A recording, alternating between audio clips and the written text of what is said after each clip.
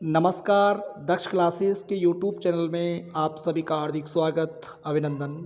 दोस्तों, आज मैं आपके लिए टॉप 20 हिंदी एमसीक्यूज़ लेकर के आया हूं, जो आगामी होने वाली परीक्षाओं के लिए अति महत्वपूर्ण सिद्ध होगी। इस एमसीक्यूज़ में यदि आप 20 में से 16 प्रश्न ला पाते हैं, तो मैं समझूंगा कि आपकी तैयारी बेहतर है, आपकी हिंदी में बहुत अच्छी पकड़ है। अन्यथा आपको बहुत ठीक से दोबारा से ध्यान से पढ़ने की आवश्यकता है। 20 प्रश्न बहुत छंटे हुए प्रश्न हैं। तैयार हो जाइए, पेन उठाइए, कॉपी उठाइए और प्रश्न ठोकना शुरू करिए। पहला प्रश्न लगाइए। आपकी स्क्रीन में पहला प्रश्न दिखने वाला है। देखिए, प्रश्न दिख पा रहा होगा। बहुत शानदार प्रश्न है। प्रश्न है, भाषा की लघुत्तम व्याकरण इकाई कौन सी है? शब्द, वर्ण, ध्वनि और पद। लगाइए, फटाफट सही आंसर लगाइए। भाषा की लघुत्तम व्याकरण इकाई कौन सी है? शब्द, वर्ण, ध्वनि और पद। जल्दीबाजी न करें, बड़ा कन्फ्यूजन वाला प्रश्न है। ठीक से पढ़ के आंसर लगाइए फटाफट करके। मैं आंसर बताने वाला हूँ। सही आंसर है चौथा वाला, पद। भाषा की लघुत्तम व्याकरण इकाई अगर पूछता है तो आंसर होगा पद या रूप। पद को रूप भी कहा जाता है। यही प्रश्न 4 प्रकार से पेपर में पूछा जाता है। चारों प्रकार से 4 अलग अलग आंसर आते हैं। पहला प्रश्न बनता है कि भाषा की लघुत्तम इकाई क्या है? तो आंसर होएगा वर्ण या ध्वनि। दूसरा प्रश्न आता है कि भाषा की लघुत्तम सार्थक इकाई कौन सी है? तब इसका आंसर आता है शब्द। तब इसका आंसर क्या आएगा? शब्द। और अगला प्रश्न आता है कि भाषा की लघुत्तम व्याकरण इकाई कौन सी है? तब इसका आंसर आएगा पद। और अगला प्रश्न पूछता है इसमें कि भाषा की सार्थक इकाई कौन सी है? तब आंसर होगा दोस्तों वाक्य। तो 4 प्रश्न यहाँ से आपको ठीक से करने हैं। इस टाइप के अगर प्रश्न आते हैं तो आपके आगे गलत ना हो, ध्यान दीजिए। चारों प्रश्न यहाँ से बनते हैं और आते रहते हैं इस टाइप के प्रश्न। चलिए आगे बढ़ते हैं। दूसरा प्रश्न आपके लिए बहुत बढ़िया प्रश्न। देखिए, स्क्रीन में आप देख पा रहे होंगे। चंचल शब्द में अनुस्वार के स्थान पर कौन सा वर्ण प्रयोग होता है? लगाइए आंसर, ठोकिए फटाफट करके आंसर। चंचल शब्द में अनुस्वार के स्थान पर कौन सा वर्ण प्रयोग होता है? लगाइए फटाफट आंसर लगाइए जी। आंसर होगा तीसरा, या। चंचल शब्द में अनुस्वार के स्थान पर कौन सा वर्ण प्रयोग होता है? तो यहाँ वर्ण प्रयोग होता है दोस्तों। करना कैसे, ट्रिक क्या है कि जैसे आप देख पा रहे होंगे चंचल शब्द में कि चा के ऊपर अनुस्वार लगा हुआ है। जिस वर्ण के ऊपर अनुस्वार लगा होता है उस वर्ण के बगल में जो भी वर्ण होता है उसका पंचम वर्ण अनुस्वार के स्थान पर आता है। जैसे देखिए, चंचल में चा बगल में आया तो चा पढ़ना है, चबर को पढ़ना है चा छ ज झ या। तो यहाँ लास्ट में आ रहा है तो आंसर क्या होगा? या। उसी प्रकार से गंगा बोलता है कि गंगा में अनुस्वार के स्थान पर कौन सा वर्ण आएगा? तो गा के बगल में गा है तो आपको पढ़ना है कि गा किस वर्ग में आता है? का ख ग ग गा। तो आंसर क्या होगा? गा। तो यहाँ पर आंसर क्या हो जाएगा? चंचल शब्द में तीसरा विकल्प सही आंसर होगा। चलिए दोस्तों आगे बढ़ेंगे। अगला प्रश्न है, भाषा विज्ञान में ध्वनि को क्या कहा जाता है? लगाइए आंसर, फटाफट आंसर लगाइए। पहला विकल्प है फोनिम, दूसरा है स्वनिम, तीसरा है ध्वनि और चौथा है वर्ण। लगाइए आंसर। सही आंसर होगा दोस्तों, सही आंसर होगा विकल्प दूसरा, स्वनिम। भाषा विज्ञान में ध्वनि को क्या कहा जाता है? स्वनिम कहा जाता है। सारे प्रश्न बहुत अच्छे अच्छे प्रश्न मैं आपके लिए लेकर के आया हूँ। आप अंत तक वीडियो में बने रहें। चलिए अगला प्रश्न ठोकिए। निम्न में से कौन सी भाषा रोमन लिपि में लिखी जाती है? अंग्रेजी, जर्मन, फ्रेंच और उपरोक्त सभी। लगाइए दोस्तों आंसर लगाइए। आंसर होगा डी, उपरोक्त सभी। अंग्रेजी, जर्मन, फ्रेंच सभी रोमन लिपि में लिखी जाती है। चलिए अगला प्रश्न है। अगला प्रश्न देखिए, आपकी स्क्रीन में दिख पा रहा होगा कि निम्न में से शुद्ध वर्तनी वाला शब्द कौन सा है। आपको शुद्ध वर्तनी वाला शब्द छांटना है। छांटिए दोस्तों, फटाफट छांटिए। जी, सही आंसर होगा विकल्प सी, जगत प्राण। जगत प्राण शुद्ध शब्द होगा। आंसर तीसरा वाला सही होगा। अगला प्रश्न देखिए दोस्तों, अगला प्रश्न आपकी स्क्रीन में दिख पा रहा होगा। महात्मा शब्द में कौन सी संधि है। पहला विकल्प है दीर्घ स्वर संधि, दूसरा है यण स्वर संधि, तीसरा है गुण स्वर संधि और चौथा है अयादि स्वर संधि। लगाइए दोस्तों आंसर, बहुत सिंपल सा प्रश्न है, ये आना चाहिए सभी को। आंसर होगा दीर्घ स्वर संधि। महाधन आत्मा, महाधन आत्मा, आ प्लस आ, बड़ा आ बन जाएगा। इस प्रकार से महात्मा शब्द बन जाएगा। तो महात्मा शब्द में कौन सी संधि हुई, दीर्घ स्वर संधि। चलिए दोस्तों आगे बढ़ेंगे। अगला प्रश्न बहुत बढ़िया प्रश्न है। किशोरदास वाजपेयी के अनुसार हिंदी में कितने कारक हैं। लगाइए फटाफट आंसर। विकल्प पहला है 6, 8, 7 और 5। लगाइए लगाइए आंसर लगाइए। कौन सा किशोरदास वाजपेयी के अनुसार हिंदी में कितने कारक हैं। आंसर होगा दोस्तों, आंसर होगा पहला 6। सामान्यतः कारक कितने होते हैं, 8, लेकिन किशोरदास वाजपेयी के अनुसार कारक कितने होते हैं, तो आंसर होगा 6। चलिए आगे बढ़ते हैं। 8वां प्रश्न है, मनोविकार सूचक शब्दों, वाक्यांशों तथा वाक्यों के अंत में किस चिन्ह का प्रयोग होता है। अर्ध विराम, अल्प विराम, पूर्ण विराम और विस्मयादि बोधक। लगाइए फटाफट आंसर लगाइए। आंसर होगा, लगाइए दोस्तों फटाफट आंसर लगाइए। कौन सा आंसर सही होगा। जी, आंसर विकल्प होगा चौथा, विस्मयादि बोधक। विस्मयादि बोधक अंत में लगते हैं। मनोविकार सूचक शब्दों, वाक्यांशों और वाक्यों के अंत में लगते हैं।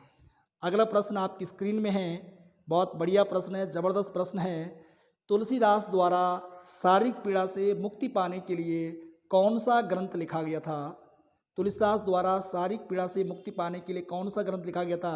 विकल्प ए विनय पत्रिका, दूसरा है बरवे रामायण, तीसरा है हनुमान बाहुक और चौथा है रामचरितमानस। लगाइए दोस्तों आंसर लगाइए फटाफट करके।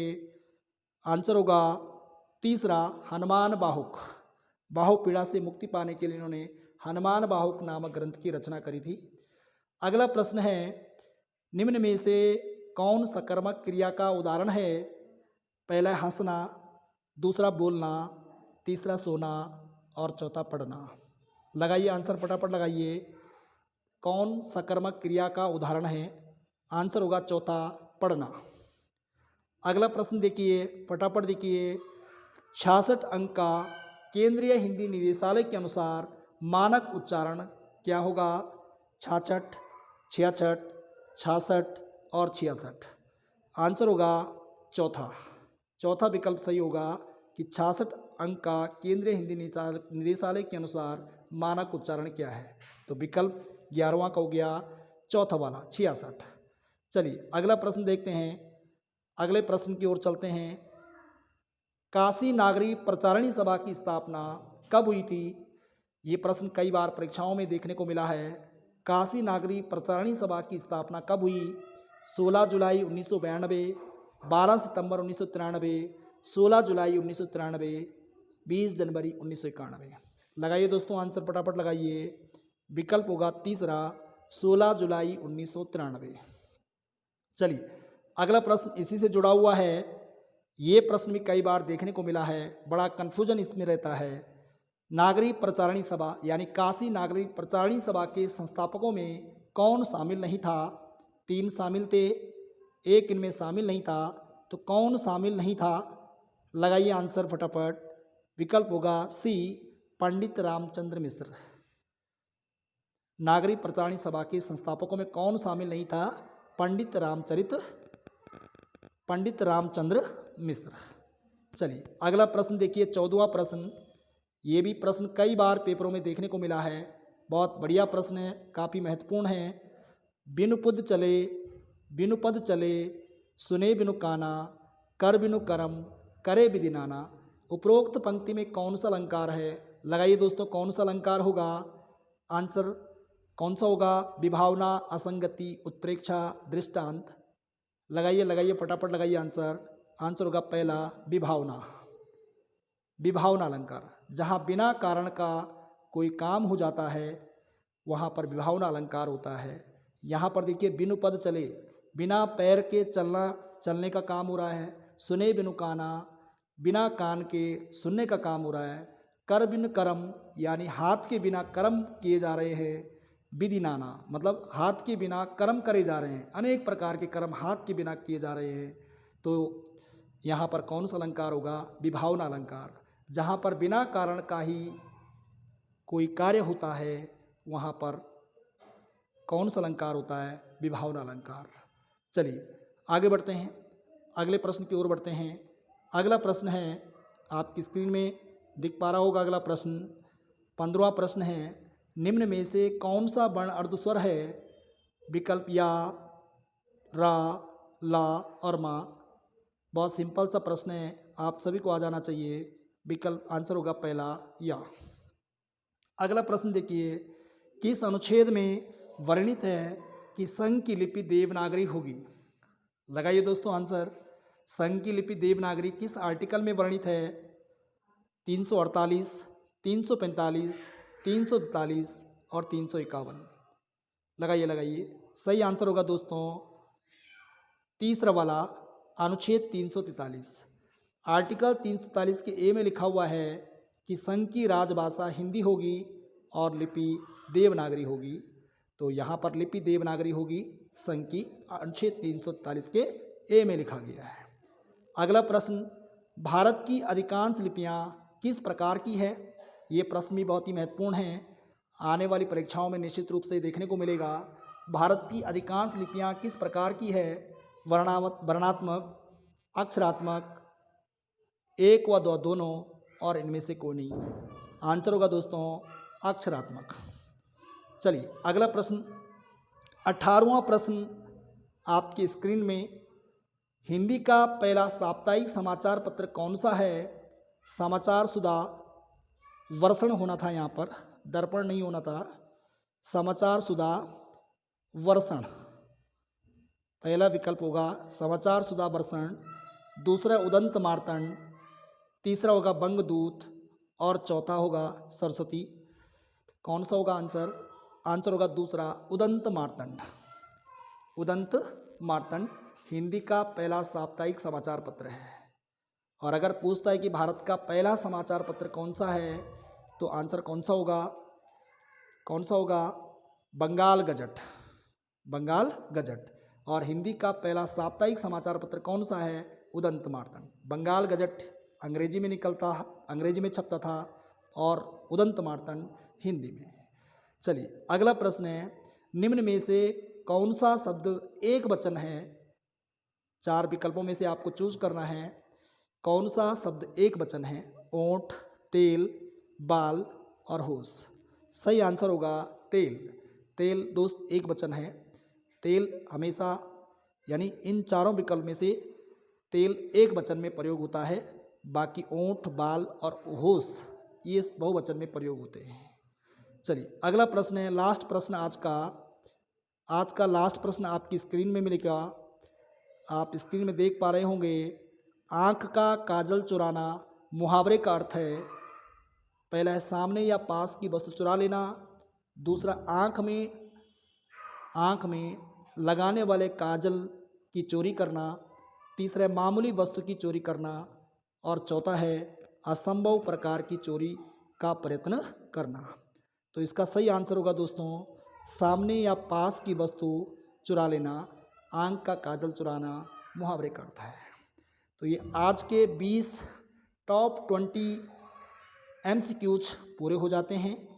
और अब आप देखिए कि आपके कितने प्रश्न सही हुए और कितने गलत हुए। और मैंने आपको शुरू में भी बोला था, यदि इन 20 प्रश्नों में आपके 16 प्रश्न ठीक होते हैं एक आध अगर गलत भी होते हैं और एक आध अगर छोड़ भी दिया आपने तो कोई बात नहीं, आपकी तैयारी ठीक है।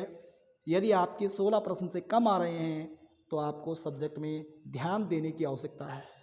ये 20 प्रश्न काफ़ी महत्वपूर्ण हैं, इनको ध्यान से देखिए, 2-3 बार वीडियो को देखिए और निश्चित रूप से आगे होने वाली परीक्षाओं में इस टाइप के प्रश्न आपको देखने को मिलेंगे। तो चलिए आज के लिए इतना ही करते हैं, शीघ्र मुलाकात होगी अगली वीडियो में। जय हिंद, वंदे मातरम।